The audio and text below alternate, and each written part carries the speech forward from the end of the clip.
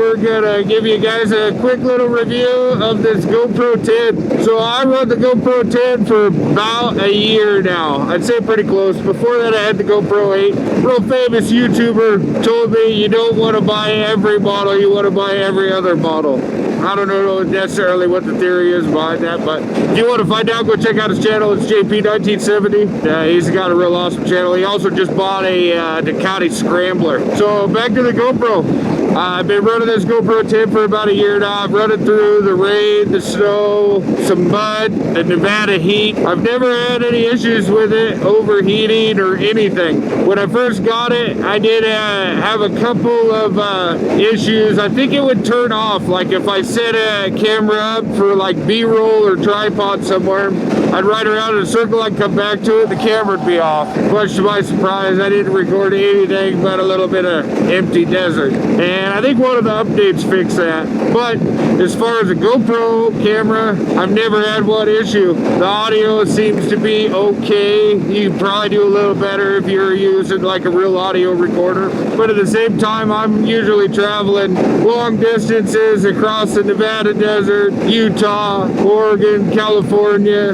You know, I mean, generally I'm packing some miles on and I got quite a bit of gear with me. I don't really know how great that'll work out, always having that audio recorder in your pocket or extra crap mounted to your helmet, or the amount of storage that you have on the audio recorder. I mean, with the GoPro, man, I go along, I fill up a card, I hit a Walmart, I grab another card, pop the card in, keep charging the batteries, and that's the way I roll. But the video quality has been great with the GoPro. I usually have it set in the 4K mode, 60 frames a second, and then also the high bit rate. So if you look at the majority of my videos, those settings are pretty much standard.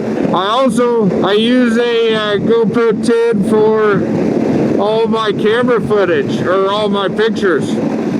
I know a lot of people use their phones, but I almost never use my phone just because I have it mounted to the bike. I'm using it for GPS, and I understand the convenience of the phone, but I'm always afraid of leaving that camera on and leaving that autofocus camera sensor going, and then ending up screwing up the autofocus on my camera like so many people have. But realistically, I really can't complain about the GoPro 10. It's done me well, even in Colorado where it rained on us every single day, at least in the afternoon for an hour or so.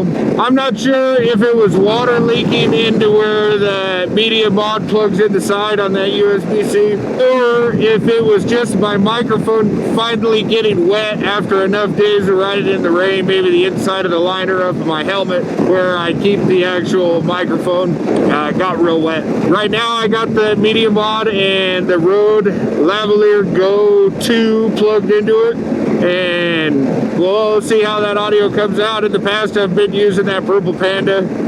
Basically I just walled it all up in there, stuffed the microphone in my cheek pad, hit the throttle and go.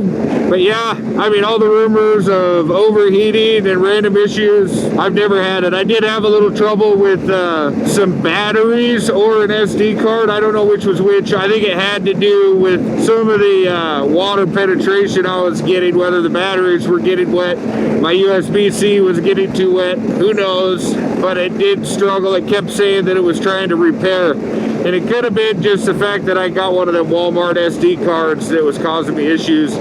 And I started using it and I didn't format it either. So somewhere along those lines I had a few issues, but I formatted the card, changed my microphone, still using the same media pod, still using the GoPro 10, and I'm back to zero issues again. So whatever it was, it kind of fixed itself. If you watched any of my Colorado videos, I left some of that footage in kind of at the beginning, so it kind of like skipped and jumped somewhat with the music.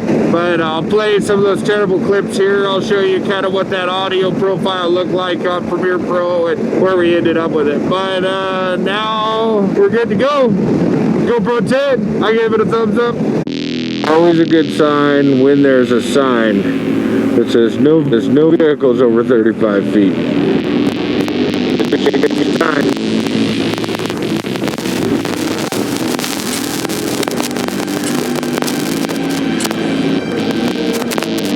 Oh, one thing I didn't add about the GoPro 10, that I don't care for. That dual battery charger. For one, it doesn't seem to want to charge when I just plug it into a charging device. I don't know what that's all about. Two, that battery pack, that dual battery pack that you order from GoPro, it sucks. Especially for motovlogging. I'll make a little quick video of it in the garage. I don't have it with me because it sucks so bad.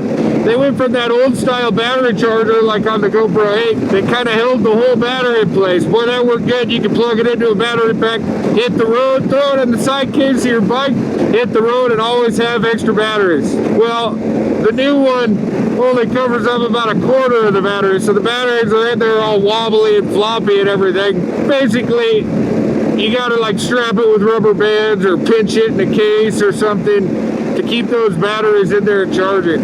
What I did is I just ended up ordering a cheap charger off of Amazon. It's like a 111 with a lid door that closes, and it's been good. GoPro, what is up with that dual battery charger? That is garbage. I guess everybody's got a different complaint. Short of that, the camera's been awesome though.